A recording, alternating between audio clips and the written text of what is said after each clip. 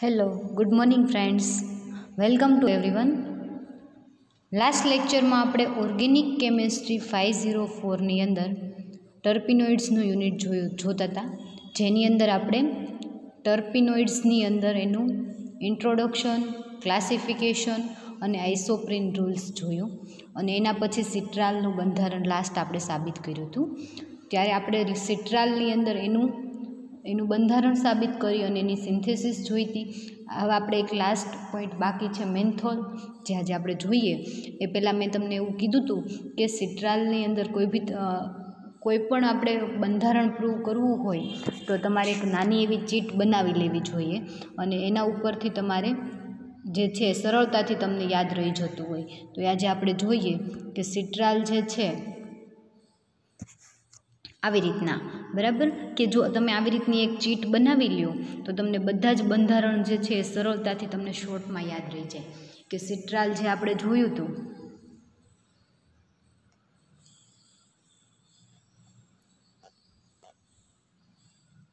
બરાબર, તો સિટ્રાલ જે આપણે જોયું હતું, બરાબર, એની અંદર તમને એનું બંધારણ આવી રીતે 4 કોલમ કરી દેવાની. એક કોલમની અંદર એનું બંધારણ, બરાબર, એક બંધારણ હોય તો એક લખવાનું, એના જુદા જુદા બંધારણ હોય તો તમારે જુદા જુદા બંધારણ લખી દેવાના. પછી એકની અંદર તમે કઈ રિએક્શન કરો છો, એકની અંદર તમને કઈ નિપજ મળે છે, અને એના આધારે શું સાબિત થાય છે એ તમારે પોઈન્ટ વાઇઝ તમારે લખી નાખવાનું. એટલે તમને આખું જો કોઈ પણ બંધારણ પ્રૂવ કરતા હોય તો એના પુરાવા જે છે એ તમને શોર્ટમાં તમને યાદ રહી જાય. બરાબર, જો મેં તમને ફર્સ્ટ કીધું હતું સિટ્રાલની અંદર કે ફર્સ્ટ પોઈન્ટ કયો હતો, તો કે અણુસૂત્ર, બરાબર, તો એ તો આપણને આ બંધારણ ઉપરથી એનું અણુસૂત્ર આવડી જાય ગણતા. સેકન્ડ પોઈન્ટ કે બ્રોમિન સાથે રિએક્શન કરી એટલે તમને ટેટ્રાબ્રોમો વ્યુત્પન્ન મળ્યું. એના આધારે શું સાબિત થાય છે, તો કે 2 દ્વિબંધ આવેલા છે. એના પછી તો કે હાઇડ્રોક્સિલ એમાઇન સાથે રિએક્શન કરો એટલે નિપજ તરીકે તમને ઓક્ઝાઇમ મળે. એ શું બતાવે છે, તો કે સિટ્રાલમાં એક કાર્બોનિલ સમૂહ આવેલો છે. એને પછી તમે ફેહલિંગના દ્રાવણ સાથે રિડક્શન મેથડ કરી તો તમને ઝિરાનિયોલ મળ્યું, પ્રાથમિક આલ્કોહોલ મળ્યું. એ શું બતાવે છે કે કાર્બોનિલ સમૂહ જે છે આલ્ડીહાઇડ સ્વરૂપે આવેલો હોવો જોઈએ. એના પછી તો કે ઓક્સિડેશન તમે કરો એટલે તમને જીરેનિક એસિડ મળે, અને જીરેનિક એસિડ એવું બતાવે છે કે કાર્બોનિલ સમૂહ જે છે એ આલ્ડીહાઇડ સ્વરૂપે આવેલો હોવો જોઈએ.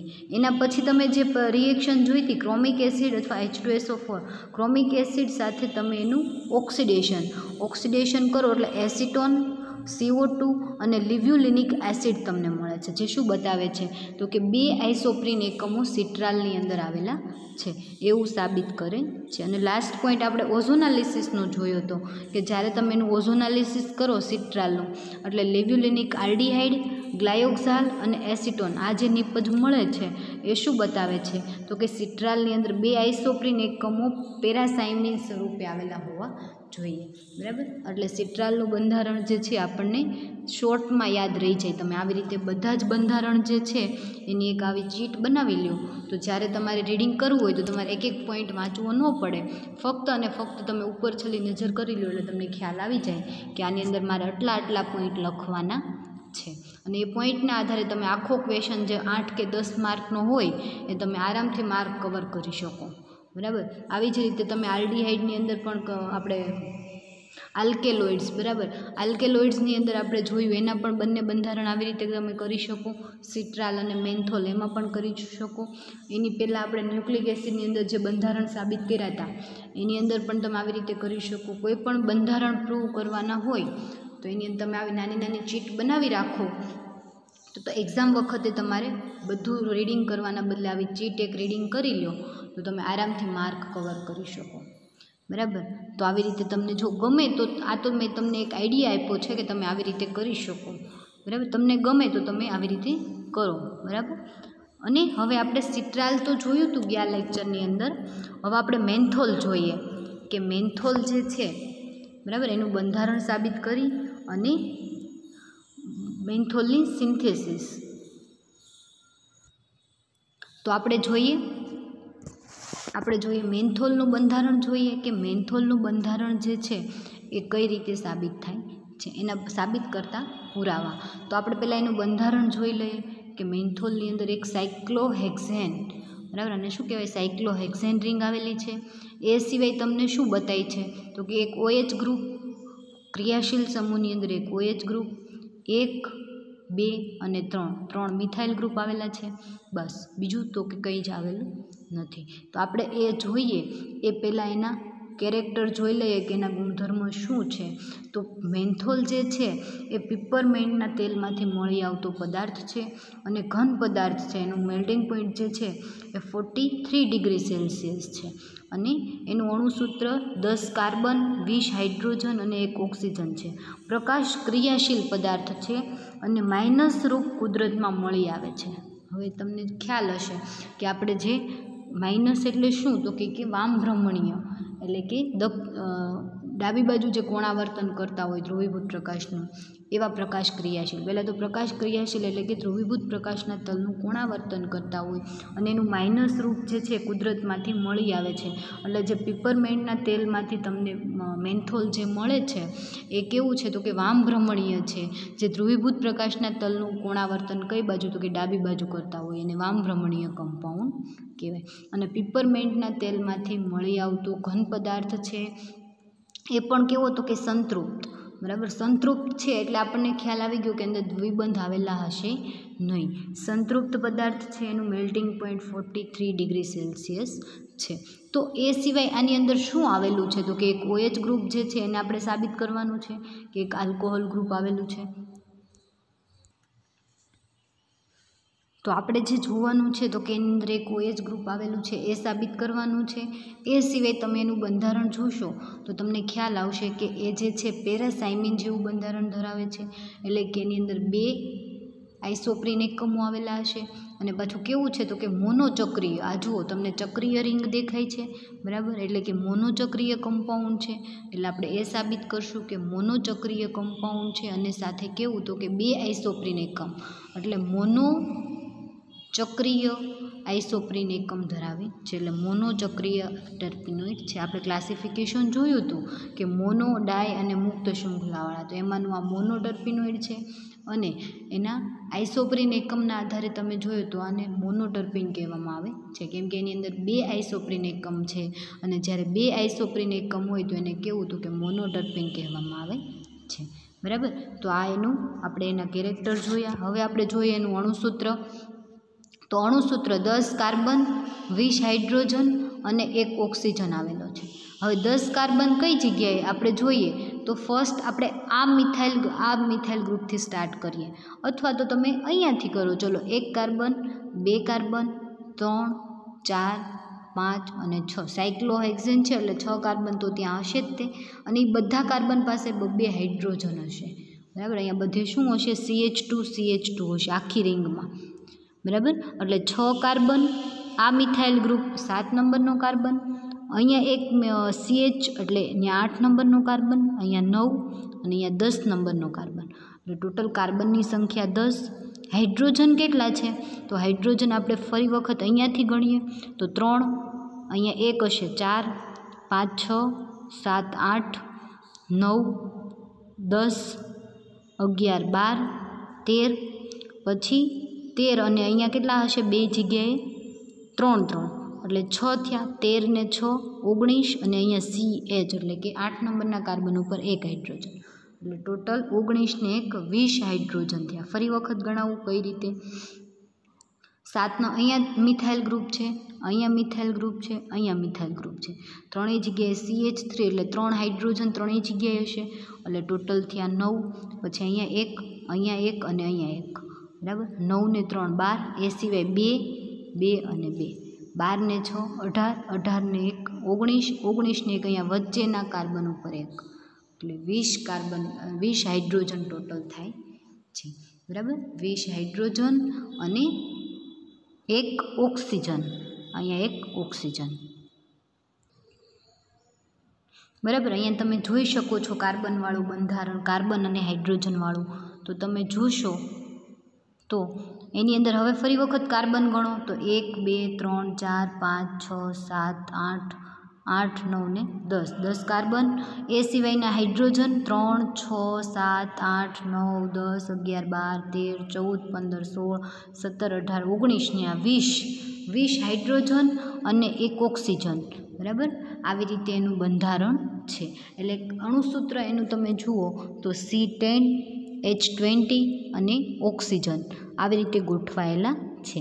એ સિવાયનો પોઈન્ટ તમે જુઓ એના પછીનો, તો એની અંદર કયા કયા ફંક્શનલ ગ્રુપ, તો કે એક હાઇડ્રોક્સિલ સમૂહ આવેલો છે. એ હાઇડ્રોક્સિલ સમૂહ સિવાય એક પણ સમૂહ આવેલો છે નહીં. તો આપણે ફક્ત અને ફક્ત કયું એક OH ગ્રુપ જે છે એ સાબિત કરવાનું છે. અને એ સિવાયના બે પોઈન્ટ કે એની અંદર એક પેરાસાયમિન જેવું બંધારણ છે અને મોનોસાયક્લિક કમ્પાઉન્ડ છે, એ આપણે સાબિત કરશું. તો જ્યારે મેન્થોલ જે છે એનું હાઇડ્રોક્સિલ એમાઇન, હાઇડ્રોજન વગેરે સાથે નિપજ આપતો નથી, તેથી કાર્બોનિલ સમૂહ કાર્બોનિલ સમૂહ અંદર છે નહીં. બરાબર. શા માટે? તો કે મેન્થોલ જે છે એની અંદર હાઇડ્રોક્સિલ એમાઇન કે હાઇડ્રોજન સાથે પ્રક્રિયા આપતું નથી, એટલે એ કેવું છે તો કે એની અંદર કાર્બોનિલ સમૂહ નથી. બરાબર. કાર્બોનિલ સમૂહ ગેરહાજર છે. મેન્થોલનું કાર્બનિક એસિડ સાથે એસ્ટર આપે છે. મેન્થોલ જે છે કાર્બનિક એસિડ જે છે એની સાથે એસ્ટર આપે છે, તેથી ઓક્સિજન જે છે એક OH સમૂહ હોવો જોઈએ. હવે કાર્બનિક એસિડ શું છે એ તમને કહું તો કે કાર્બનિક એસિડ એટલે કોઈ પણ તમે એસિડ લઈ લો COOH, બરાબર, એની સાથે શું આપે છે? એસ્ટર. એટલે એનું OH ગ્રુપ જે છે એમાંથી એક હાઇડ્રોજન નીકળી જાય અને ત્યાં શું તો કે એસ્ટર ગ્રુપ COO જોડાઈ જાય, એટલે COO તમને નિપજ મળે છે.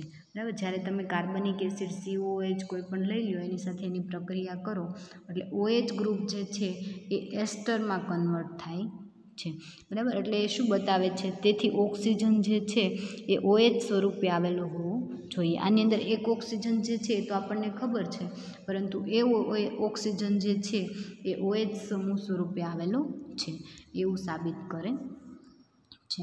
એના પછી આપણે જોઈએ તો મેન્થોલનું ઓક્સિડેશન કરવાથી મેન્થોન મળે છે. બરાબર. એટલે કે OH ગ્રુપ જ્યાં આવેલો હોય એ શેમાં તો કે કન્વર્ટ થઈ અને કીટોન નિપજ આપે છે. બરાબર. એટલે શું કહે છે તો કે એમાં રહેલો OH ગ્રુપ જે છે એ દ્વિતીયક હોવો જોઈએ. કઈ રીતે? ફરી વખત કહું તો કે જ્યારે તમે એનું ઓક્સિડેશન કરો છો તો અહીંયા OH ગ્રુપ જે છે એ જોડાયેલો છે. બરાબર. આ કાર્બન બીજા બે કાર્બન સાથે જોડાયેલો હશે અને એની પાસે એક હાઇડ્રોજન હશે. પરંતુ જ્યારે તમે એનું ઓક્સિડેશન કરો છો એટલે ઓક્સિડેશન કરતાં અહીંયાથી હાઇડ્રોજન અને અહીંયાથી હાઇડ્રોજન, એક H2નો અણુ રિમૂવ થઈ જાય અને એક ઓક્સિજન જે છે અંદર એડ થાય, પરંતુ આ કાર્બન અને આ ઓક્સિજન જે છે એમની વચ્ચે ડબલ બોન્ડ બની જાય અને C ડબલ બોન્ડ O, આવી રીતે C ડબલ બોન્ડ O નિપજ મળે છે. અને એવું ક્યારે પોસિબલ થાય તો કે જો એની સાથે બે કાર્બન જોડાયેલા હોય તો જ આ કાર્બન ઉપરથી હાઇડ્રોજન અને OHમાંનો હાઇડ્રોજન તો જ H2 સ્વરૂપે રિમૂવ થાય. અને આ કાર્બન જે છે બીજા બે કાર્બન સાથે જોડાયેલો હોય તો આ વસ્તુ પોસિબલ થાય. એટલે શું કહે છે તો કે એનું ઓક્સિડેશન કરવાથી મેન્થોન મળે છે. એટલે કે મેન્થોલમાંથી મેન્થોન ઓક્સિડેશન કરવાથી મેન્થોન મળે છે. એટલે એ જે OH ગ્રુપ જે છે એ દ્વિતીયક હોવો જોઈએ. એટલે કે એ OH ગ્રુપ બીજા બે કાર્બન, એ OH ગ્રુપ જોડાયેલો છે એ કાર્બન બીજા બે કાર્બન સાથે જોડાયેલો હોવો જોઈએ. જો બે કાર્બન સાથે જોડાયેલો હોય તો જ આ જે છે એ કાર્બન OH દ્વિતીયક બને અને તો જ અહીંયાથી હાઇડ્રોજન અને અહીંયાથી હાઇડ્રોજન રિમૂવ થાય અને કીટોન ફંક્શનલ ગ્રુપ તમને મળે. બરાબર. એટલે એવું બતાવે છે કે OH ગ્રુપ તો છે અને એ OH ગ્રુપ જે છે એ કાર્બન આલ્કોહોલ કેવો તો કે દ્વિતીયક આલ્કોહોલ હોવો જોઈએ. બરાબર. એનો પછીનો પોઈન્ટ જુઓ તો કે મેન્થોલનું રિડક્શન નથી થતું. બરાબર. એટલે મેન્થોલનું રિડક્શન નથી થતું અને મેન્થોલનું સૂત્ર જે છે એ C10H20O છે. એમાં રહેલા કાર્બન અને હાઇડ્રોજનનું પ્રમાણ જે છે એ CnH2n પ્રકારનું છે. બરાબર. હવે CnH2n શું છે? CnH2n તો કે એમાં જેટલા કાર્બનની સંખ્યા છે એની કરતાં મલ્ટીપ્લાય 2 કરો એને, એટલે ડબલ એની અંદર કોણ હાઇડ્રોજન રહેલા હોવા જોઈએ. તો આની અંદર આપણે કાર્બન 10 છે તો 10 × 2 કરો એટલે 20 થાય. એટલે હાઇડ્રોજન અંદર 20 છે. એટલે શું બતાવે છે તો કે CnH2n એક ચક્રીય કમ્પાઉન્ડ જે હોય મોનોસાયક્લિક કમ્પાઉન્ડ એનું સામાન્ય સૂત્ર CnH2n છે. એટલે એની સાથે સહમત છે, બરાબર. એની સાથે બંધ બેસતું છે મેન્થોલનું અણુસૂત્ર, કેમ કે C10H20 અને O આ એનું અણુસૂત્ર છે. કાર્બન 10 છે તો હાઇડ્રોજન 20 છે. એટલે એની સાથે એ કેવું છે તો કે મોનોસાયક્લિક કમ્પાઉન્ડ જે છે એના પ્રમાણસૂચક સૂત્ર જે છે સામાન્ય સૂત્ર સાથે સહમત છે. એટલે મેન્થોલ પણ કેવું તો કે મેન્થોલ પણ એક ચક્રીય કમ્પાઉન્ડ છે, બરાબર. એટલે એવું સાબિત થાય છે કે મેન્થોલ એક ચક્રીય કમ્પાઉન્ડ છે. અને મેન્થોલનું જ્યારે તમે HI સાથે રિડક્શન કરશો એટલે પેરામેન્થેન મળે છે, બરાબર. હવે પેરામેન્થેન શું છે તો કે પેરામેન્થેન જે છે એ પેરામેન્થીન આપણે પહેલાં જોયું હતું, બરાબર. પેરામેન્થીન એટલે પેરામેન્થીન જે છે એ શું છે, અહીંયા પેરામેન્થેન છે, બરાબર. ઓલાની અંદર મેન્થીન હતું એટલે એની અંદર દ્વિબંધ એક હાજર હતો. પરંતુ અહીંયા જે પેરામેન્થેન મળે છે એ એવું બતાવે છે કે પેરામેન્થેનનું બંધારણ જે છે એની અંદર દ્વિઆઇસોપ્રીન એટલે કે 2 આઇસોપ્રીન એકમો આવેલા છે. એટલે મેન્થોલની અંદર પણ 2 આઇસોપ્રીન એકમો આવેલા હોવા જોઈએ. અને રિડક્શન કરશો એટલે શું થશે તો કે હાઇડ્રોજન જે છે અંદર ઉમેરાશે, બરાબર. એટલે OH ગ્રુપ અહીંયા જે છે એમાંથી ઓક્સિજન રિમૂવ થઈ જશે અને ત્યાં CH2 બની જશે. આ કાર્બન જે છે ત્યાં CH2 આવી જશે. એટલે પેરામેન્થોલમાંથી પેરામેન્થેન મળે છે. અને પેરામેન્થેન જે છે એ કેવું છે તો કે દ્વિઆઇસોપ્રીન એકમો ધરાવે છે, મોનોટર્પીન છે. એટલે મેન્થોલ પણ કેવું તો કે મોનોટર્પીન હોવું જોઈએ, બરાબર. આવું સાબિત થાય છે. એના પછી તમે જુઓ તો મેન્થોલમાં પેરામેન્થેન જેવું કાર્બન માળખું હોવું જોઈએ એવું બતાવે છે.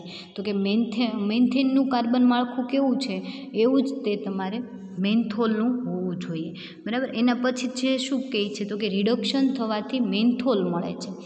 કોનું તો કે પુલગોન, બરાબર. પુલગોન જે છે અહીંયા કાર્બોનિલ સમૂહ કીટોન ફંક્શનલ ગ્રુપ આવી જાય, અહીંયા ડબલ બોન્ડ આવી જાય. તો પુલગોન જે છે એનું તમે રિડક્શન કરો તો મેન્થોલ મળે છે. એટલે કે મેન્થોલનું બંધારણ જે છે પુલગોનના સૂત્ર સાથે જાણીતું છે. એટલે એની સાથે સહમત સંબંધ ધરાવે છે. એટલે આની જેવું આનું બંધારણ હોવું જોઈએ. અને ક્યારે તો કે રિડક્શન કરવાથી મેન્થોલ મળે છે. એટલે અહીંયા રિડક્શન કોનું થશે તો કે કીટોન ગ્રુપ જે છે એનું રિડક્શન થઈ અને આલ્કોહોલ સમૂહ તમને મળે છે. એટલે એમ કહે છે કે પુલગોન જે છે એની અંદર ખાલી હાઇડ્રોજન તમે એડ કરી દો તો એ હાઇડ્રોજન એડ કરતાં જે તમને બંધારણ મળે છે એ મેન્થોલનું હોવું જોઈએ, બરાબર. એના પછીનું તમે પોઈન્ટ જુઓ તો મેન્થોલનું બંધારણ જે છે એના ઓક્સિડેશનથી સમજાવી શકાય. હવે તમારે મેન્થોલ જે છે એનું તમે ઓક્સિડેશન કરો અને તમને જે સંયોજન મળે એમાં ફરી વખત તમે આ જ રિએક્શન રિડક્શન કરો એટલે તમને ફરી વખત જે સંયોજન મળશે એ કેનું તો કે મેન્થોલનું હશે. એટલે મેન્થોલના બંધારણનું ઓક્સિડેશન કરવાથી એટલે તમે જ્યારે મેન્થોલનું ઓક્સિડેશન કરશો એટલે મેન્થોલનું ઓક્સિડેશન કરવાથી તમને મેન્થોન મળે છે. મેન્થોનનું ઓક્સિડેશન કરશો તો તમને કીટો એસિડ મળશે અને કીટો એસિડનું ઓક્સિડેશન કરશો એટલે બીટા મિથાઇલ ગ્લુટારિક એસિડ મળે છે. હવે એ શું બતાવે છે એ આપણે જોઈએ. ફર્સ્ટ તો ઓક્સિડેશન કઈ રીતે થશે તો પહેલું ફર્સ્ટ ઓક્સિડેશન તમે કરશો એટલે આલ્કોહોલ ગ્રુપ જે છે એ કીટોનમાં રૂપાંતર પામશે. એટલે મેન્થોલમાંથી તમને મેન્થોન મળશે. એટલે કે જ્યાં આ OH ગ્રુપ જે છે એ કીટોનમાં કન્વર્ટ પામશે. ફરી વખત તમે કેમેનોફોર વડે ઓક્સિડેશન કરશો એટલે ત્યાંથી બંધ કેવો થઈ જશે, બ્રેક થઈ જશે, બોન્ડ બ્રેક થશે. ઓક્સિડેશન કરશો એટલે ઓક્સિજનનો ઉમેરો થશે અને ત્યાં COOH ફંક્શનલ ગ્રુપ આવી જશે અને આ કીટોન ગ્રુપ જે છે સેકન્ડ નંબરના કાર્બન ઉપર શિફ્ટ થશે. અને પાછું તમે એનું ફરીવાર ઓક્સિડેશન કરશો એટલે અહીંયાથી આખી બોન્ડ બ્રેક, આખી જ શૃંખલા જે છે એ રિમૂવ થઈ જશે અને બંને જગ્યાએ COOH ફંક્શનલ ગ્રુપ આવી જશે જેનું નામ થશે બીટા મિથાઇલ ગ્લુટારિક એસિડ, બરાબર. અને એ શું બતાવે છે તો કે જે છે એ એવું બતાવે છે કે એના બંધારણની અંદર જે છે 2 આઇસોપ્રીન એકમો આવેલા છે બરાબર। એના બંધારણ જે છે એમાં શું તો કે 2 આઇસોપ્રીન એકમો આવેલા છે એવું બતાવે છે। એટલે આ જે શૃંખલા જે છે એમાંથી તમે ઓક્સિડેશન કરતા જાઓ એટલે એક એક કાર્બન કેવો થતો જાય છે, ઓછો થતો જાય છે અને છેવટે તમને જે નિપજ મળે છે બીટા મિથાઇલ ગ્લુટારિક એસિડ એ એવું સૂચવે છે કે એની અંદર 2 આઇસોપ્રીન એકમો આવેલા છે અને એક મોનોચક્રીય ટર્પીનોઇડ છે બરાબર। તો આ જે છે એ બંધારણ જે છે તમારે મેન્થોલનું બંધારણ છે અને એનું બંધારણ તમે સંશ્લેષણ દ્વારા સાબિત કરો તો મેન્થોલનું સંશ્લેષણ બરાબર। લાસ્ટ પોઈન્ટ આપણે બધામાં જોતા હોઈએ છીએ કે એનું સંશ્લેષણ કરો એટલે તમને ફાઇનલી ખબર પડી જાય કે મેન્થોલનું બંધારણ જે છે એ આપણે સાબિત કર્યું એવું જ છે બરાબર। તો આપણે આની અંદર એનું જોઈએ એનું સંશ્લેષણ, તો એનું સંશ્લેષણ 3-મિથાઇલ સાયક્લોહેક્ઝેનોન, પહેલાં તો હેક્ઝેનોન એટલે સાયક્લોહેક્ઝેન એટલે કે ખાલી બેન્ઝીન રિંગ હોય એની અંદર દ્વિબંધ ન હોય બરાબર, બેન્ઝીન નહીં પરંતુ સાયક્લોહેક્ઝેન હોય એની અંદર દ્વિબંધ આવેલા ન હોય તો એને હેક્ઝેન કહેવામાં આવે, સાયક્લોહેક્ઝેન કહેવામાં આવે। પરંતુ એના ત્રીજા નંબર એની સાથે એક કીટોન ફંક્શનલ ગ્રુપ છે એટલે એને હેક્ઝેનોન કહેવામાં આવેલું છે અને હેક્ઝેનોન એટલે કે કીટોનથી પહેલું, બીજું અને ત્રીજા નંબરના કાર્બન ઉપર મિથાઇલ ગ્રુપ હોવાથી બરાબર આ શું બતાવે છે, મિથાઇલ ગ્રુપ બતાવે છે એટલે અહીંયા મિથાઇલ ગ્રુપ હોવાથી એને 3-મિથાઇલ સાયક્લોહેક્ઝેનોન કીધું બરાબર। એની રિએક્શન તમે ઇથાઇલ ઓક્ઝેલેટ સાથે કરશો એટલે ઇથાઇલ ઓક્ઝેલેટ સાથે રિએક્શન કરવાથી સોડિયમની હાજરીમાં એની રિએક્શન કરશો એટલે તમને જે સંયોજન મળશે એનું રિડક્શન બરાબર, એનું રિડ્યુસ પ્રેશર દ્વારા એને હીટ કરશો એટલે એક કાર્બોનિલ બરાબર, કાર્બોનિલ એટલે કે CO એક ક્યાંથી તો કે અહીંયાથી રિમૂવ થઈ જશે, C⋯O બરાબર, એક રિમૂવ થઈ જશે અને ત્યાં તમને આવું સંયોજન મળશે। એ જે સંયોજન મળે એનું તમે સોડિયમ ઇથોક્સાઇડ સાથે રિએક્શન કરો તો ફરી વખત તમને જે મળ્યું હતું એની અંદર CH3 2 મિથાઇલ ગ્રુપ અને એક CH મિથાઇલ આયોડાઇડ બરાબર, આઇસોપ્રોપાઇલ આયોડાઇડની હાજરીમાં તમારે રિએક્શન કરવાની છે। આઇસોપ્રોપાઇલ આલ્ડિહાઇડની હાજરીમાં તમે રિએક્શન કરશો એટલે અહીંયાથી આયોડિન જે છે એ એક અહીંયાથી H લઈ અને HI સ્વરૂપે રિમૂવ થઈ જશે અને આઇસોપ્રોપાઇલ ફંક્શનલ ગ્રુપ જે છે અહીંયા નીચે આખું જોડાઈ જશે, ક્યાં અહીંયા બરાબર, 2 CH3 અને વચ્ચે CH બરાબર, એવી રીતે આખું જોડાઈ જશે। એ જે સંયોજન તમને મળશે એનું તમે હાઇડ્રોલ બરાબર, હાઇડ્રોલ સાથે રિએક્શન કરશો એટલે CO2નો એક અણુ રિમૂવ થઈ જશે અને સાથે તમે એનું હાઇડ્રોલિસિસ કરશો, હાઇડ્રોલિસિસ કરવાથી તમારે ત્યાંથી એક ઇથેનોલનો અણુ બરાબર, H અને OH અહીંયાથી પહેલાં હાઇડ્રોલિસિસ કરશો એટલે ઇથેનોલ રિમૂવ થઈ જશે અને પછી ત્યાંથી તમે ડિકાર્બોક્સિલેશન કરશો એટલે CO2નો અણુ રિમૂવ થઈ જશે અને તમને જે સંયોજન મળે એનું તમે છેલ્લે રિડક્શન કરો એટલે રિડક્શન કરવાથી તમને મેન્થોલ મળશે બરાબર।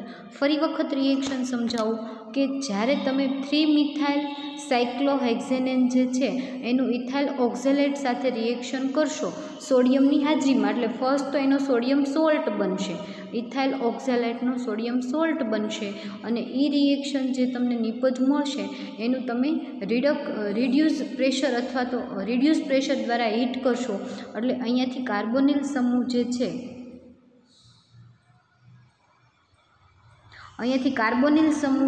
C⋯O એ બ્રેક થઈ જશે અને તમને જે નિપજ મળી એ નિપજનું તમારે ફરી વખત આઇસોપ્રોપાઇલ આયોડાઇડ સાથે રિએક્શન કરશો એટલે આઇસોપ્રોપાઇલ આયોડાઇડ જે છે એ આખું અહીંયા જોડાઈ જશે બરાબર, CH3 અહીંયા જોડાઈ જાય એનું તમે હાઇડ્રોલિસિસ કરો, હાઇડ્રોલિસિસ કરવાથી શું થશે તો કે અહીંયાથી બોન્ડ બ્રેક થઈ જશે, આ બાજુ OH અહીંયા H એટલે અહીંયા COOH આવી જશે અને જ્યારે તમે હાઇડ્રોલિસિસ કરશો એટલે એક ઇથેનોલનો અણુ રિમૂવ થશે, તમને જે સંયોજન મળે એનું ડિકાર્બોક્સિલેશન કરશો એટલે વચ્ચેથી CO2નો અણુ રિમૂવ થઈ જશે એટલે એક ઇથેનોલ અને CO2નો અણુ રિમૂવ થાય એટલે અહીંયાથી જે હતું શૃંખલા એ આખી કેવી થઈ જાય, રિમૂવ થઈ જાય અને એ કરવાથી તમને મેન્થોન મળશે અને મેન્થોન જે છે અહીંયા કીટોન ફંક્શનલ ગ્રુપ ધરાવે છે એટલે તમે એનું રિડક્શન કરો એટલે તમારે અહીંયા આલ્કોહોલ્સ ફંક્શનલ ગ્રુપ આવી જાય અને એનું નામ થશે મેન્થોલ બરાબર। તો આ હતું તમારું મેન્થોલનું બંધારણ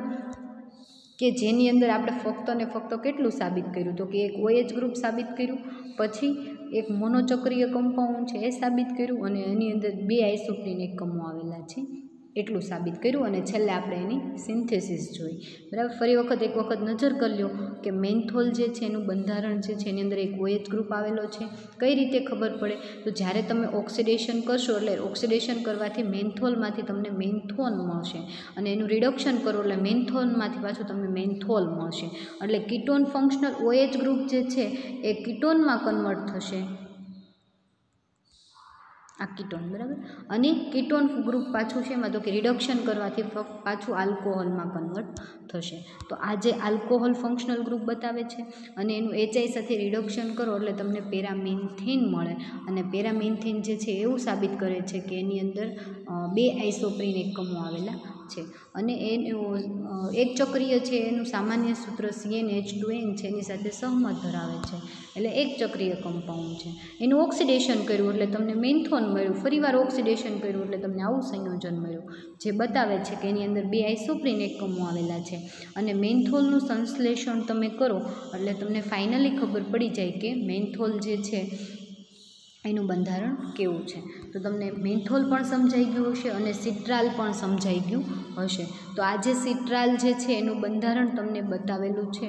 આ સિટ્રાલની જે તમને મેં ચીટ બતાવેલી છે એવી રીતે તમે મેન્થોલની પણ કરી શકો, બરાબર.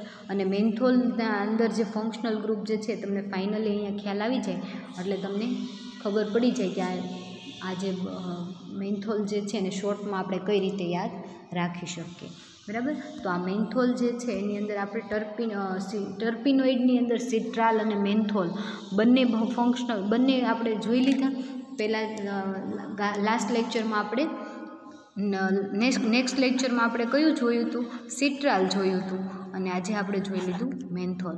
એટલે સિટ્રાલ અને મેન્થોલ બંને IMP ક્વેશ્ચન છે, બેમાંથી એક તમારે એક્ઝામમાં હશે જ, બરાબર. હશે એટલે કે લખવાના હશે, બરાબર. બેમાંથી એક તો તમારે લખવાનું થશે જ તે, એટલે બંને કરી નાખજો. અને આઇસોપ્રીન રૂલ્સ જે છે એ પણ ઘણી વખત પૂછાય એવો ક્વેશ્ચન છે એટલે એ પણ કરી નાખજો. અને ક્લાસિફિકેશન અને ઇન્ટ્રોડક્શન છે એમાંથી તમને 1-1 માર્કના ક્વેશ્ચન પૂછાતા હોય એટલે એ પણ સાથે જોઈ લેજો, બરાબર. તો આ હતું તમારું મેન્થોલ જે આપણે કમ્પ્લીટ કરી દીધું. અને ટર્પિનોઇડ્સ જે છે 4 યુનિટ 4B એ પણ અહીંયા આપણે કમ્પ્લીટ કરી દીધું, બરાબર. તો આ એટલું કરી લેજો.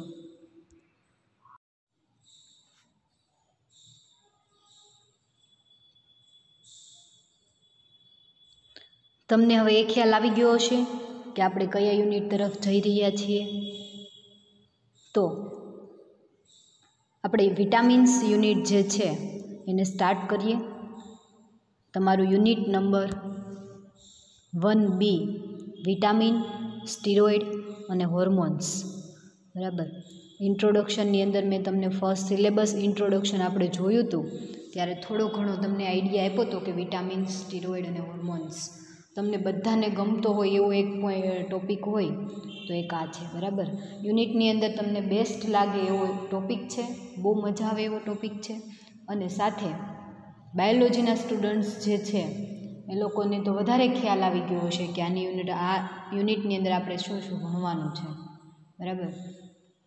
સાથે મેથેમેટિક્સના સ્ટુડન્ટ્સ માટે એવું નથી કે આ નહીં સમજાય, એ લોકોને પણ આપણે ભણવાની છે કેમેસ્ટ્રી જ તે વિટામિન, સ્ટીરોઇડ અને હોર્મોન્સ સિલેબસની અંદર એની કેમેસ્ટ્રી જ ભણવાની છે, બરાબર.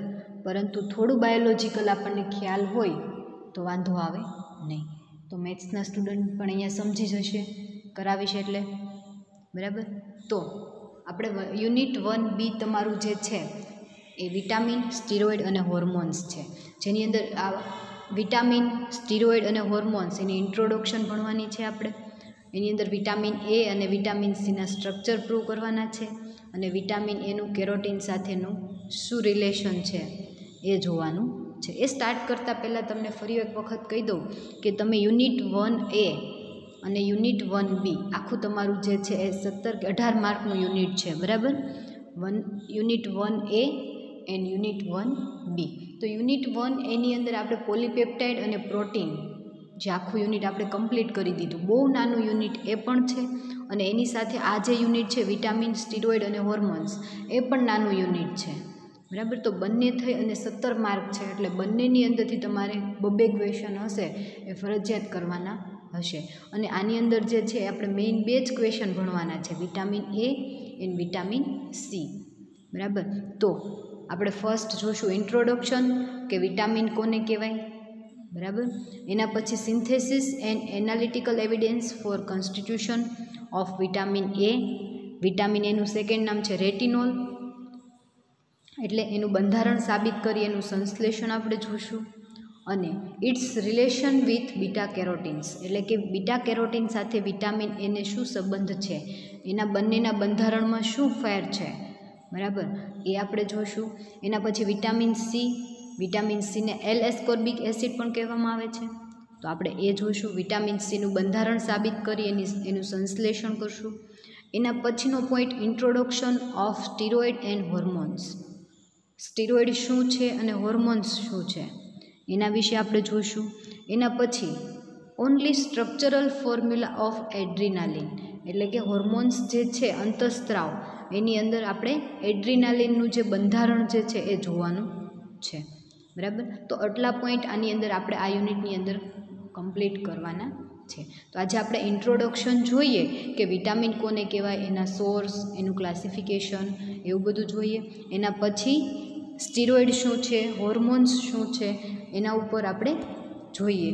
તો વિટામિન્સ, સ્ટીરોઇડ અને હોર્મોન્સ વિશે આપણે જો ટૂંકમાં માહિતી મેળવીએ તો વિટામિન શું છે, તો કે વિટામિન એક કાર્બનિક પરમાણુ છે. બરાબર, જે શરીરમાં આવશ્યક સૂક્ષ્મ પોષક તત્વ છે. હવે સૂક્ષ્મ પોષક તત્વ શા માટે, તો કે તમને બધાને ખ્યાલ છે કે સજીવ સૃષ્ટિ જે છે, માનવ, પ્રાણીઓ કે બેક્ટેરિયા, કંઈ પણ તમે લઈ લો સજીવને, તો એના શરીરના વિકાસ માટે, એની જાળવણી માટે, વિકાસ અથવા તો જાળવણી માટે, બરાબર, સામાન્ય રીતે પ્રોટીન જરૂરી છે, કાર્બોહાઈડ્રેટ જરૂરી છે, ખનિજ ક્ષાર જરૂરી છે, ચરબી જરૂરી છે, પાણી જરૂરી છે. આ બધી જ વસ્તુ સજીવ સૃષ્ટિ માટે આવશ્યક છે. ફરજિયાત આ વસ્તુની જરૂર પડે જ તમારા શરીરમાં, કે તમારા શરીરના વિકાસ માટે જુદી જુદી વસ્તુ, પ્રોટીન, કાર્બોહાઈડ્રેટ, ખનિજ ક્ષાર, ચરબી, પાણી વગેરેની જરૂર પડે. પરંતુ આ ઉપરાંત કેટલાક કાર્બનિક સંયોજનો એવા પણ છે કે જેની અલ્પ માત્રા જે છે એ શરીરની અંદર જરૂરી છે. બરાબર. તો આવા અલ્પ માત્રાની અંદર જરૂરી એવા વિટામિન, સ્ટીરોઇડ અને હોર્મોન્સ, બરાબર, એ ત્રણે ત્રણ જે છે કે જે શું છે, તો કે મનુષ્યના શરીરના વિકાસ અથવા તો એની જાળવણી માટે અલ્પ માત્રામાં જરૂરી છે. તો એને શું કહેવાય, તો કે વિટામિન કહેવામાં આવે છે. બરાબર. એના પછી આપણે સ્ટીરોઇડ પણ જોઈશું, કોને સ્ટીરોઇડ કહેવાય અને કોને અંતઃસ્ત્રાવ કહેવાય, એટલે કે હોર્મોન્સ કોને કહેવાય. પરંતુ જો તમને ફરી એક વખત વિટામિન શું છે એની ડેફિનેશન કહું તો વિટામિન એક કાર્બનિક પરમાણુ છે, જે શરીર માટે આવશ્યક સૂક્ષ્મ પોષક તત્વ છે, જે જીવનતંત્રને તેના ચયાપચયની યોગ્ય કામગીરી સાથે થોડી માત્રામાં જરૂરી છે. એટલે કે મનુષ્યના શરીર અથવા તો કોઈ બી સજીવ સૃષ્ટિની અંદર સંપૂર્ણ રીતે બધી જ રીતે જરૂરી હોય, બરાબર, તો એ જે છે એ શું છે, તો કે વિટામિન્સ છે. અને એનું અલ્પ પ્રમાણ જે છે એ મનુષ્યના બોડી માટે આવશ્યક છે. અને જીવનતંત્રમાં આવશ્યક બધા જ વિટામિન્સનું સંશ્લેષણ કરી શકાતું નથી, તેથી આહાર દ્વારા એને મેળવવા આવશ્યક છે. બરાબર. મનુષ્યનું બોડી જે છે એ બધા જ વિટામિન્સનું સંશ્લેષણ કરતા નથી, સિવાય કે વિટામિન ડી જે છે એ મનુષ્યના શરીરની અંદર એની રીતે એનું સંશ્લેષણ મનુષ્યના બોડીમાં થાય છે. પરંતુ એ સિવાયના vitamin A, B complex, vitamin C, vitamin E, H અને કે, આ બધા જ વિટામિન જે છે એ આહાર દ્વારા આપણે લેવા પડતા હોય છે. એટલે જ તમને એક આ ઇન્ટરેસ્ટેડ વિટામિન્સ જે છે ઇન્ટરેસ્ટેડ ટોપિક છે. શા માટે? કેમ કે એને આપણે શું, તો કે ખોરાક દ્વારા આપણે એને લઈએ છીએ. બરાબર. એટલે તમને બધાને ગમતો હોય અને આપણને જો કોઈ પણ વસ્તુ વધારે ગમતી હોય તો મોજ શોખ અને ખાઈ પીને જલસા કરવા, બરાબર, એટલું જ આપણને વધારે ગમતું હોય. હું એવું નથી કહેતી કે તમને એવું જ ગમતું હોય, પરંતુ બરાબર વધારે આપણને જો ગમતું હોય તો ખાવું, પીવું અને મોજ કરવી, બરાબર, એટલી વસ્તુ આપણને ગમતી હોય. એટલા માટે વિટામિન્સ જે છે એ તમારા માટે એક ઇન્ટરેસ્ટેડ ટોપિક છે. બરાબર. તો આપણે જોઈએ કે વિટામિન્સ ફરી એક વખત ડેફિનેશન જોઈ લઈએ કે સજીવ સૃષ્ટિ જે છે, એટલે કે માનવ, પ્રાણી કે બેક્ટેરિયા વગેરેના શરીરના વિકાસ માટે અથવા તો એની જાળવણી માટે સામાન્ય રીતે પ્રોટીન, કાર્બોહાઈડ્રેટ, ખનિજ ક્ષાર, ચરબી, પાણી વગેરેની જરૂર પડતી હોય છે. અને આ ઉપરાંત કેટલાક કાર્બનિક સંયોજનો જે છે આ ઉપરાંત કેટલાક કાર્બનિક સંયોજનો એવા છે કે જેની શરીરની અંદર આપણને અલ્પ માત્રા જે છે એ જરૂરી છે, અને જો એ ન મળે તો એના લીધે ઘણા બધા ડિસીઝ એટલે કે રોગ થવાની સંભાવના રહેતી હોય છે. તો જો તમને એમ પૂછે કે વિટામિન શું છે, બરાબર, ડેફિનેશન પૂછે તો આપણે એવી ડેફિનેશન આપવાની છે કે સજીવ સૃષ્ટિ એટલે કે માનવ, પ્રાણી કે બેક્ટેરિયા વગેરેના શરીરના વિકાસ કે જાળવણી માટે સામાન્ય રીતે પ્રોટીન, કાર્બોહાઈડ્રેટ, ખનિજ ક્ષાર, ચરબી, પાણી વગેરેની જરૂર પડતી હોય છે. અને આ ઉપરાંત કેટલાક એવા સંયોજનો છે કે જે મનુષ્યના બોડી માટે ખૂબ જ અલ્પ પ્રમાણમાં જરૂર પડે છે, એને વિટામિન કહેવામાં આવે છે. જો ડેફિનેશન પૂછે તો આપણે એવી ડેફિનેશન લખવાની. અને કદાચ તમને ક્યારેક એવું પૂછે કે વિટામિન વિશે ટૂંકમાં માહિતી આપો, તો તમારે ડેફિનેશન વિથ તમારે વિટામિન શું છે, તો કે વિટામિન્સ એક કાર્બનિક પરમાણુ છે. તે શરીર માટે આવશ્યક સૂક્ષ્મ પોષક તત્વો છે જે જીવનતંત્રને તેના ચયાપચયની યોગ્ય કામગીરી માટે થોડી માત્રામાં જરૂરી છે, અને જીવનતંત્રમાં આવશ્યક બધા જ વિટામિનનું સંશ્લેષણ કરી શકાતું નથી, તેથી આહાર દ્વારા તેને મેળવવો પડે છે. તો જુદા જુદા વિટામિન્સ જે છે, vitamin A, vitamin B, vitamin C, vitamin D, E, H અને કે, આ બધા જ વિટામિન જે છે એની શરીરની અંદર અલ્પ માત્રા જરૂરી છે. અને આ બધા જ વિટામિન જો એવું નથી કે કોઈ એક લઈ લીધો એટલે કામ પૂરું થઈ ગયું, બે લઈ લીધો એટલે બી લઈ લીધું એટલે કામ પૂરું, વિટામિન ડી લઈ લીધું એટલે કામ પૂરું, એવું નથી. પરંતુ બધા જ વિટામિન જે છે એ મનુષ્યના શરીરને જરૂરી છે. અને જો એ પૂરતા પ્રમાણમાં ન મળી રહી તો એના લીધે તમને ઘણા બધા ડિસીઝ થવાની સંભાવના રહેતી હોય છે, રોગ થવાની સંભાવના રહેતી, જેમ કે આંખનો રોગ છે, પછી સ્કિનનો પ્રોબ્લેમ છે, દાંતનો પ્રોબ્લેમ છે, વાળનો પ્રોબ્લેમ છે, બરાબર, આવા બધા પ્રોબ્લેમ થવાની સંભાવના હોય છે. તો વિટામિન્સ જે છે એમાં વિટામિન ડી જે છે એ મનુષ્યને આહાર દ્વારા લેવો પડતો નથી, પરંતુ એ શરીરમાં જ બની જાય છે, બરાબર, શરીરમાં એનું સંશ્લેષણ થાય છે. અને એ સિવાયના vitamin A, B complex, vitamin C, vitamin E, H અને કે, આ બધા જ જે છે એને આપણે આહાર દ્વારા લેતા હોઈએ છીએ, બરાબર. તો આ જે છે વિટામિન્સ એની ડેફિનેશન જોઈ અને એની અંદર આપણે શું છે એનું ઇન્ટ્રોડક્શન એ આપણે જોયું, બરાબર. તો આપણા સિલેબસની અંદર ફક્ત ને ફક્ત કેટલું છે તો કે ઇન્ટ્રોડક્શન, અને એની અંદર તમારે વિટામિન એ અને વિટામિન સી આ જે છે એ તમારે ઓનલી કરવાનું છે. પરંતુ આપણે જો એનું ક્લાસિફિકેશન જોઈએ તો ક્લાસિફિકેશન જે છે એ એની સોલ્યુબિલિટીના આધારે કે શેની અંદર શેની અંદર એ દ્રાવ્ય થાય છે, એટલે કે શેની અંદર એનું સોલ્યુશન બને છે, બરાબર, ફેટની અંદર કે વોટરની અંદર, વોટર સોલ્યુબલ છે કે ફેટ સોલ્યુબલ છે, એના આધારે વિટામિન્સ જે છે એનું ક્લાસિફિકેશન 2 ટાઈપમાં થાય છે, વોટર સોલ્યુબલ વિટામિન્સ અને ફેટ સોલ્યુબલ એટલે કે ચરબીજની અંદર દ્રાવ્ય થતા હોય એવા વિટામિન્સ. એટલે જુદા જુદા વિટામિન્સ જે છે એને 2 ટાઈપમાં વિભાજિત કરવામાં આવેલા છે, વોટર સોલ્યુબલ અને ફેટ સોલ્યુબલ. જો ક્યારેક તમને પૂછે કે વિટામિન્સનું ક્લાસિફિકેશન કઈ રીતે થતું હોય છે, તો કંઈક એની સોલ્યુબિલિટીના આધારે ક્લાસિફિકેશન થાય છે, બરાબર. એના પછી આપણે જોઈએ તો એનો સોર્સ, જુદા જુદા વિટામિન્સ જે છે જુદી જુદી વસ્તુમાંથી તમને જુદા જુદા આહારમાંથી મળતા હોય છે, બરાબર.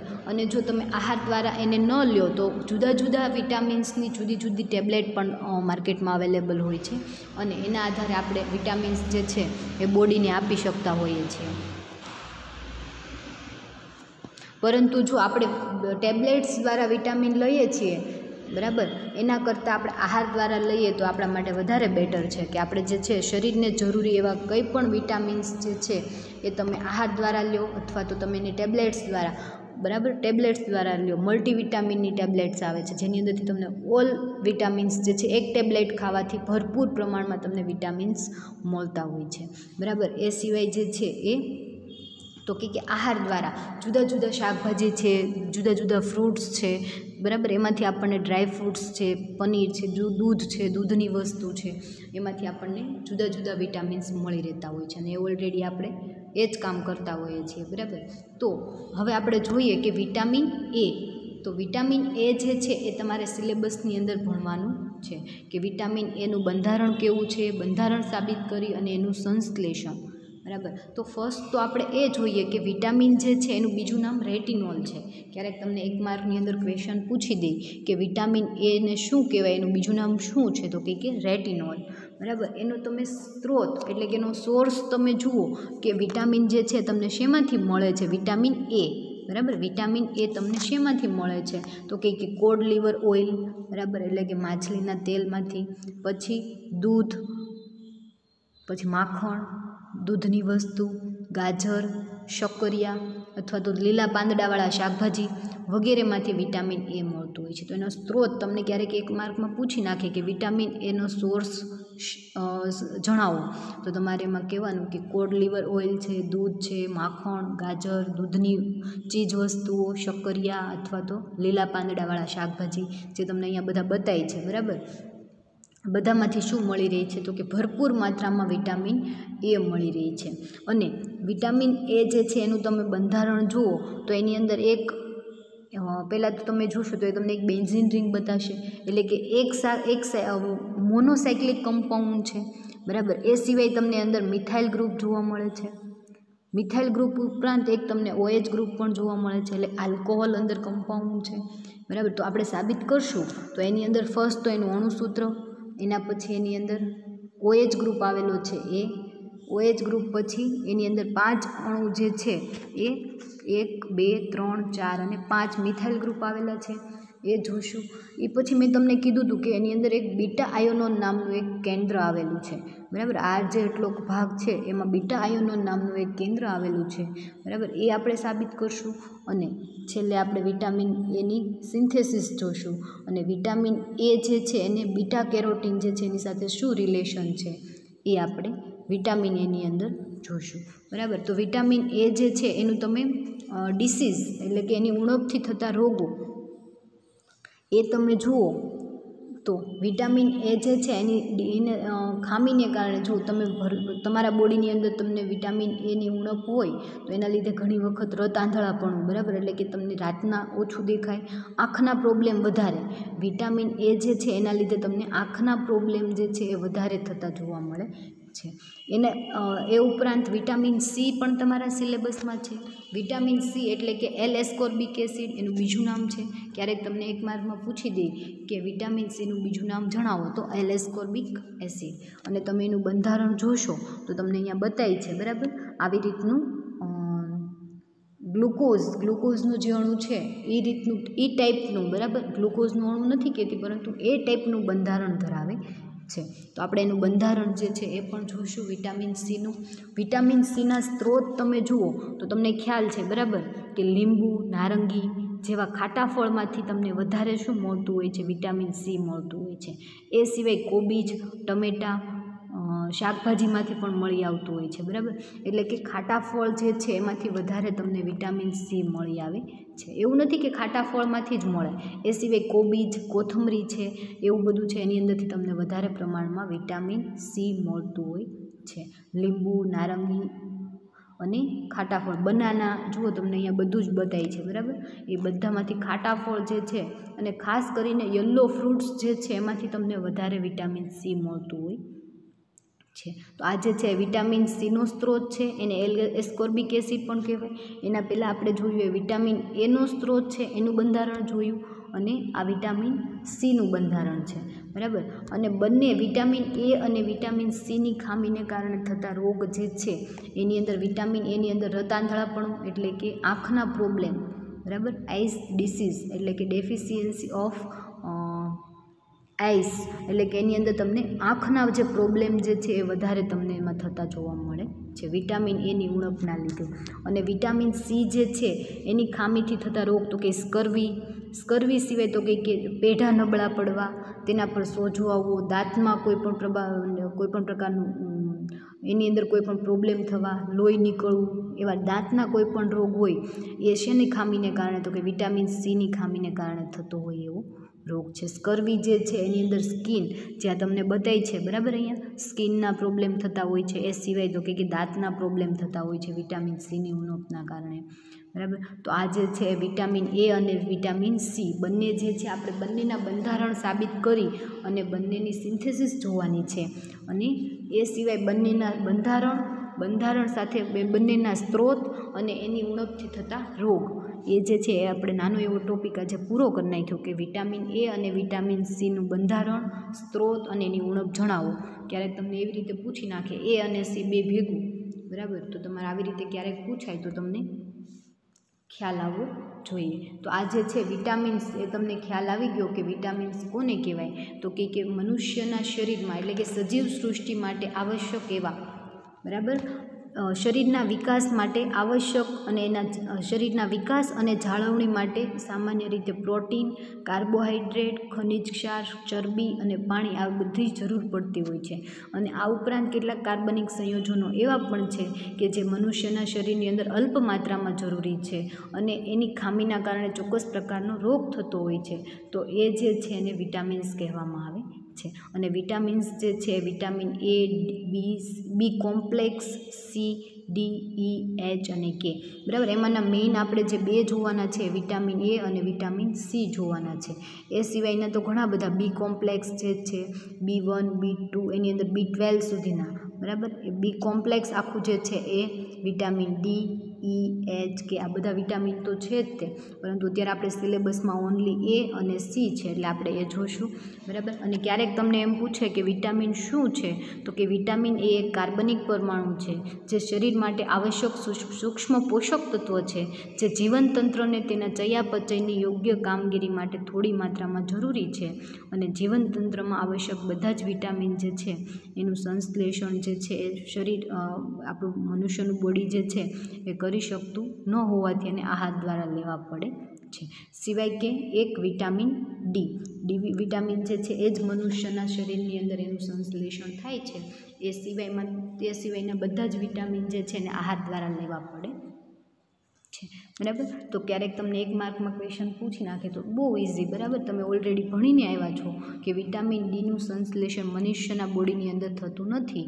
એ સિવાયના બધા જ વિટામિન જે છે મનુષ્યના શરીરની અંદર વિટામિન જે એક ડી છે એનું સંશ્લેષણ થાય છે, એ સિવાયના કોઈ પણનું સંશ્લેષણ થતું નથી એટલે એને આહાર દ્વારા લેવા પડે છે. તો આ જે છે એનું સ્ત્રોત આપણે જોયો અને વિટામિન એ અને સીનો સ્ત્રોત અને એની ખામીને કારણે થતા રોગ એ આપણે જોઈ ગયા. હવે આપણે જોઈએ તો સ્ટીરોઇડ, બરાબર, કે સ્ટીરોઇડ શું છે.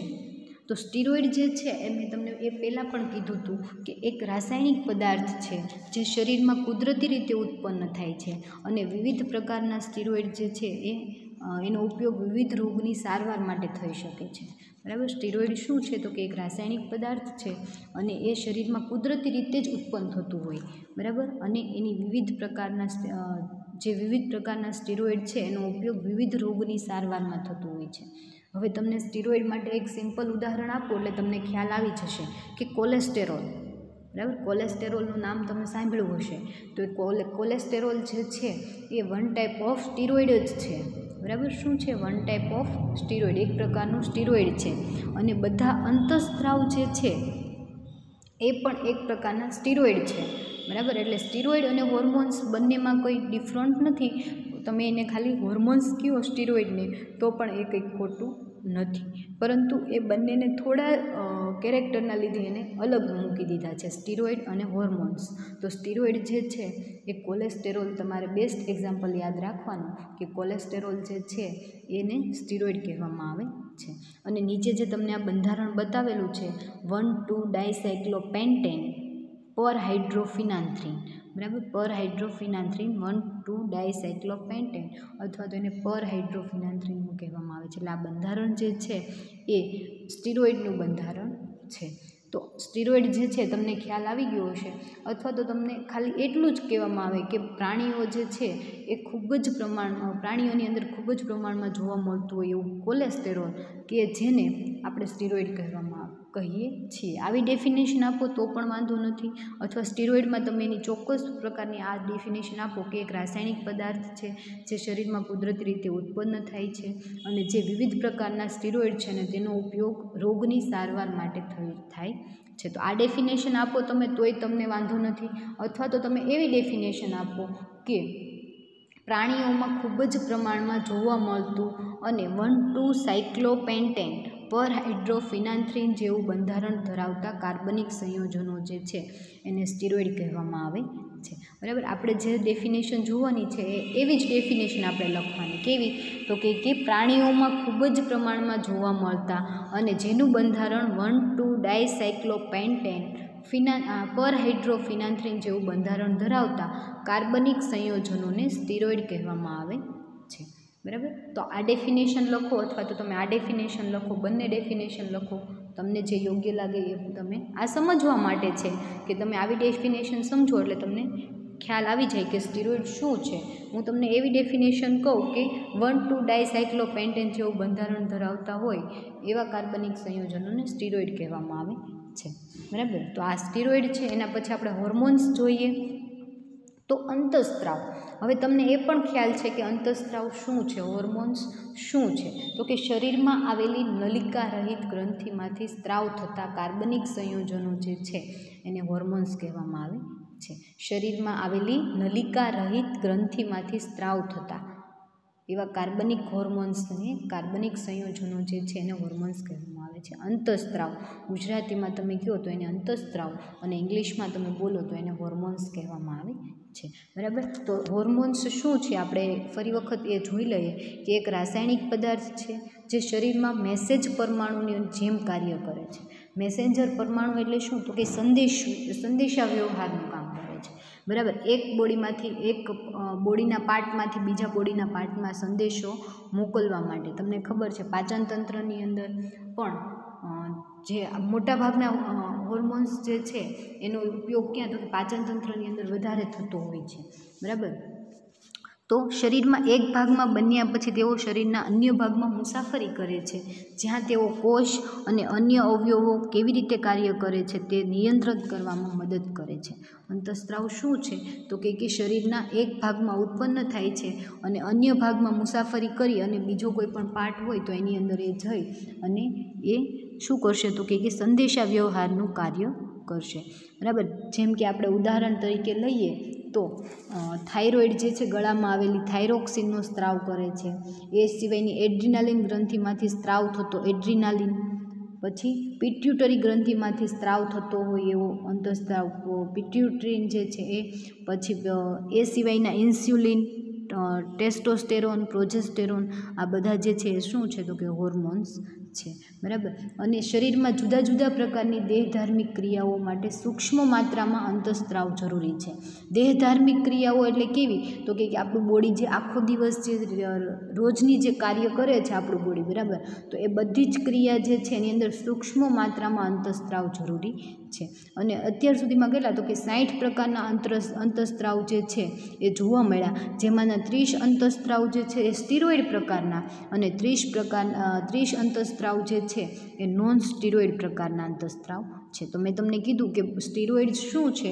તો કે 1 ટાઈપ ઓફ હોર્મોન્સ, એક જાતનો અંતઃસ્ત્રાવ છે. તો અંતઃસ્ત્રાવ જે 60 પ્રકારના અંતઃસ્ત્રાવ હતા એમાંના 30 અંતઃસ્ત્રાવ સ્ટીરોઇડ પ્રકારના અને 30 અંતઃસ્ત્રાવ જે છે એ નોન સ્ટીરોઇડ પ્રકારના અંતઃસ્ત્રાવ હતા. તો આ જે છે એ તમને ખ્યાલ આવી ગયો કે અંતઃસ્ત્રાવ શું છે. એની ડેફિનેશન પૂછાય તો તમને એ ખ્યાલ આવવો જોઈએ કે શરીરમાં આવેલી નલિકા રહિત ગ્રંથિમાંથી સ્ત્રાવ થતા કાર્બનિક સંયોજનોને હોર્મોન્સ કહેવામાં આવે છે. આપણે આ જ ડેફિનેશન યુઝ કરવાની કે શરીરમાં આવેલા નલિકા રહિત, આપણે હમણાં એડ્રીનાલિન ગ્રંથિનું ઉદાહરણ જોઈએ એટલે તમને ફરી વખત એની ડેફિનેશન સમજાઈ જશે, બરાબર. અને ટેસ્ટોસ્ટેરોન અને પ્રોજેસ્ટેરોન એ તમને ખ્યાલ હશે કે જાતીય હોર્મોન્સ છે, બરાબર.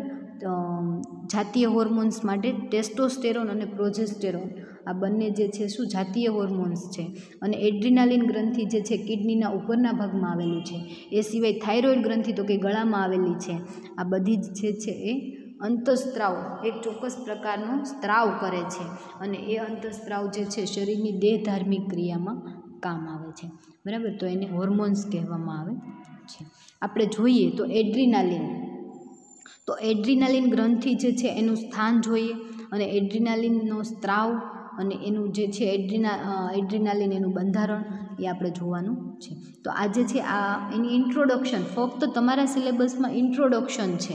તો આ ઇન્ટ્રોડક્શન આપણે સ્ટીરોઇડની જોઈ અને એ સિવાય આપણે અંતઃસ્ત્રાવની જોઈ કે આ બંને જે છે, બરાબર, એ બંને અંતઃસ્ત્રાવ અને સ્ટીરોઇડની આપણે શું જોઈ લીધી? ઇન્ટ્રોડક્શન. ફક્ત તમારા સિલેબસમાં એની ઇન્ટ્રોડક્શન ભણવાની છે કે કોને કહેવાય, ડેફિનેશન, અને એ બોડીની અંદર કઈ રીતે કામ આવે છે એ. બરાબર. તો આપણે જોઈએ તો એડ્રીનાલિન ગ્રંથિ જે છે એ તો કે 1951માં ટેલકામિન અને એડ્રીન નામના બંને વૈજ્ઞાનિકોએ એનું એડ્રીનાલિન અંતઃસ્ત્રાવ જે છે એની શોધ કરી. 1901માં ટેલકામિન અને એડ્રીન નામના બંને વૈજ્ઞાનિકો હતા. એને કેની શોધ કરી? તો કે એડ્રીનાલિન ગ્રંથિમાંથી એડ્રીનાલિનનો સ્ત્રાવ થાય છે એની શોધ કરી. બરાબર. તો એડ્રીનાલિન જે છે એ એડ્રીનાલ ગ્રંથિ, આ જે છે એડ્રીનાલ ગ્રંથિ, બંને જે છે એડ્રીનાલ ગ્રંથિ જે છે ક્યાં આવેલી છે? તો કે મનુષ્યના બોડીની અંદર કિડની જે છે, કિડનીના ઉપરના ભાગમાં કિડનીના ઉપરના ભાગમાં એડ્રીનાલિન ગ્રંથિ આવેલી છે. અને આ એડ્રીનાલિન ગ્રંથિમાંથી જે સ્ત્રાવ થાય છે એને એડ્રીનાલિન કહેવામાં આવે છે. એટલે કે એને હોર્મોન્સ કહેવામાં આવે છે, એડ્રીનાલિન હોર્મોન્સ કહેવામાં આવે છે. હવે જે આ એડ્રીનાલિન હોર્મોન્સ જે છે એના તમે ગુણધર્મ જુઓ તો એ રંગવિહીન છે, સ્ફટિકમય ઘન પદાર્થ છે અને પાણીમાં અદ્રાવ્ય પરંતુ એસિડ અને આલ્કલીમાં દ્રાવ્ય છે. આ એડ્રીનાલિન જે છે કે એડ્રીનાલિન ગ્રંથિમાંથી ઉત્પન્ન થતો એડ્રીનાલિન જે સ્ત્રાવ છે એના તમે ગુણધર્મ, તમને એક માર્કમાં પૂછાય કે એડ્રીનાલિન જે છે હોર્મોન્સ એના ગુણધર્મ સમજાવો, તો એ રંગવિહીન, સ્ફટિકમય ઘન પદાર્થ છે, પાણીમાં અદ્રાવ્ય અને એસિડ અને આલ્કલીમાં, એટલે કે એસિડ અને બેઝ બંનેની અંદર કેવા છે? દ્રાવ્ય છે. એનું ગલનબિંદુ 211 ડિગ્રી સેલ્સિયસ છે. બરાબર. અને મેં તમને ફર્સ્ટ કીધું કે અંતઃસ્ત્રાવ જે છે એ બે પ્રકારના, સ્ટીરોઇડ હોર્મોન્સ અને નોન સ્ટીરોઇડ હોર્મોન્સ, બે પ્રકારના છે. બરાબર. 60 પ્રકારના જે અંતઃસ્ત્રાવ જે છે એમાંના 30 જે છે એ સ્ટીરોઇડ પ્રકારના અને 30 અંતઃસ્ત્રાવ જે છે એ નોન સ્ટીરોઇડ પ્રકારના અંતઃસ્ત્રાવ છે. તો જે એડ્રીનાલિન જે છે એ નોન સ્ટીરોઇડ પ્રકારનો અંતઃસ્ત્રાવ છે અને એડ્રીનાલ ગ્રંથિમાં સ્ત્રાવ થતો બીજો અંતઃસ્ત્રાવ જે છે એ નોન એડ્રીનાલિન પણ છે. બરાબર.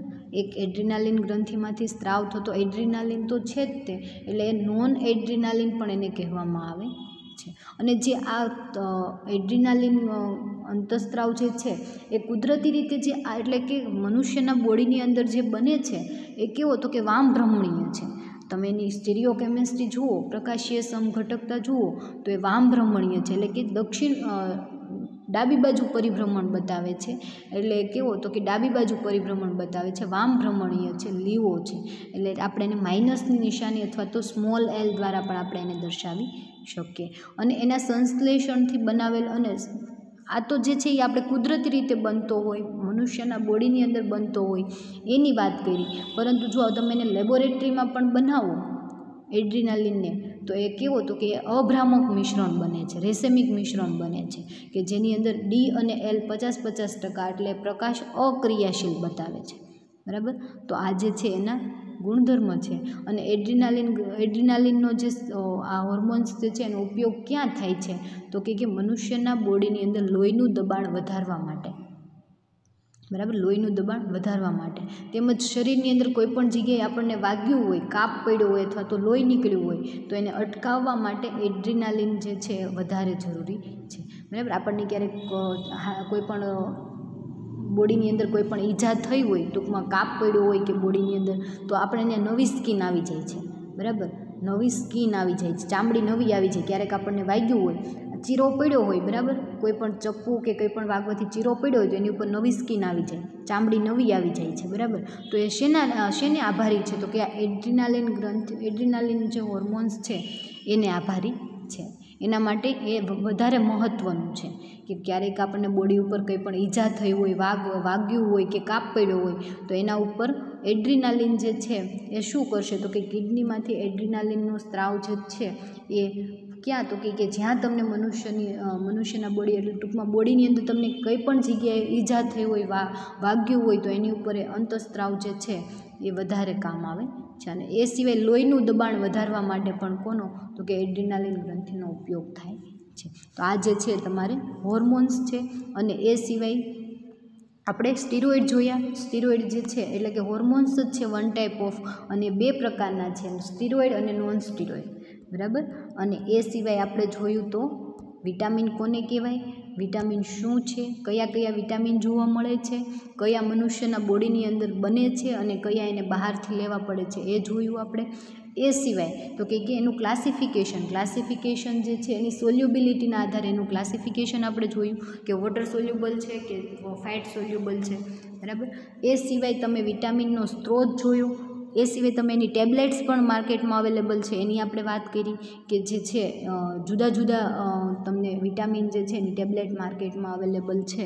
કોઈ પણ તમારા બોડીની અંદર ઉણપ બતાય ક્યારેક આપણને વિટામિનની ટેબ્લેટ લખી દે છે. તમે જ્યારે આંખની તપાસ કરાવવા જાઓ છો તો તમને જો બહુ વધારે પ્રોબ્લેમ હોય આંખનો તો ત્યાં તમને કહી તો કે વિટામિન એની ટેબ્લેટ લખી દેતા હોય અથવા તો મલ્ટીવિટામિનની ટેબ્લેટ લખી દેતા હોય છે ડૉક્ટર્સ, બરાબર. અને એની સલાહ પ્રમાણે આપણે વિટામિન્સની ટેબ્લેટ લેતા પણ હોઈએ છીએ. ક્યારેક વિટામિન સિરપ પણ ઘણા લેતા હોય છે. વિટામિન સિરપ શું છે તો કે મલ્ટીવિટામિનનું સિરપ, બરાબર, એ પણ લેતા હોય છે. અત્યારે જે આ કોરોનાની કન્ડિશન છે એમાં આપણે વિટામિન સી જે છે એની ટેબ્લેટ મોસ્ટલી બધા યુઝ કરતા હોય છે, બરાબર. તમે બધે ન્યૂઝમાં ને બધે જોતા હશો કે વિટામિન સી અથવા તો તમે એનું લીંબુવાળું ગરમ પાણી, બરાબર, વિટામિન સી જે છે લીંબુમાં ભરપૂર પ્રમાણમાં તમને મળી રહે એટલે તમે લીંબુવાળું ગરમ પાણી જે છે એ તમે પીતા હોય છો. એના લીધે તમારી ઇમ્યુનિટી સિસ્ટમ જે છે એ સારી રહેતી હોય છે એના માટે થઈને, બરાબર. તો આ જે છે આપણે વાત કરી વિટામિન્સની. હવે આપણે મેઇન જે પોઈન્ટ ભણવાનો છે વિટામિન એ એટલે કે રેટિનોલ અને વિટામિન સી એટલે કે એલ એસ્કોર્બિક એસિડ, આ બંને જે છે એ હવે આપણે મેઇન જોવાના છે. તો આપણે નેક્સ્ટ લેક્ચરની અંદર વિટામિન એથી સ્ટાર્ટ કરશું. એનો સ્ત્રોત અને તમને એનું બંધારણ તો અત્યારે જોઈ લીધું, પરંતુ નેક્સ્ટ લેક્ચરમાં આપણે એનું બંધારણ સાબિત કરશું અને એની સિન્થેસિસ જોઈશું. અને એ સિવાય એનું બીટા કેરોટીન સાથે શું રિલેશન છે, કેવો સંબંધ ધરાવે છે, બંનેમાં શું ફેર છે, બંને વચ્ચેનો તફાવત શું છે એ આપણે જોઈ લઈશું. અને એ સિવાય આપણે વિટામિન સી એનું બંધારણ સાબિત કરી અને એનું સંશ્લેષણ જે છે એ આપણે જોઈ લઈશું. તો અત્યારે આપણે જે છે એ મેઇન તમારા સિલેબસનો પોઈન્ટ તમને કહું તો એની અંદર આપણે ઇન્ટ્રોડક્શન ઓફ વિટામિન કમ્પ્લીટ કર્યું. વિટામિન સી, વિટામિન એ બંનેના બંધારણ, આ 2 પોઈન્ટ આપણે બાકી છે. એ સિવાય introduction of steroid and hormones એટલે કે સ્ટીરોઇડ અને હોર્મોન્સની પ્રસ્તાવના જોઈ અને only structure formula of adrenaline. તો મેં તમને જે હમણાં બતાવ્યું હતું, 1 મિનિટ, એનું બંધારણ છે એડ્રીનાલિનનું, બરાબર. તો કે એની એક બેન્ઝીન રિંગ આવેલી છે, સાથે 1, 2 અને 3 OH ગ્રુપ આવેલા છે અને સાથે એક સેકન્ડરી એમાઇન, બરાબર. નાઇટ્રોજન જે છે નાઇટ્રોજન જે છે એ 2 કાર્બન સાથે જોડાયેલો છે એટલે એને સેકન્ડરી એમાઇન કીધું, એ આવેલું છે. તો આ જે છે એ એડ્રીનાલિનનું બંધારણ છે. તો એ આપણે જોઈ ગયા. તો હવે આપણે જે મેઇન પોઈન્ટ ઉપર જવાના છીએ એ આ છે કે સ્ટ્રક્ચર ઓફ વિટામિન એ એટલે કે retinol, it's relation with beta carotenes and vitamin C એટલે કે એલ એસ્કોર્બિક એસિડ. આપણે આ 2 જે છે ક્વેશ્ચન એ મેઇન તમારા યુનિટના 2 ક્વેશ્ચન જે છે આપણે નેક્સ્ટ લેક્ચરની અંદર જોઈ લઈશું. Thank you.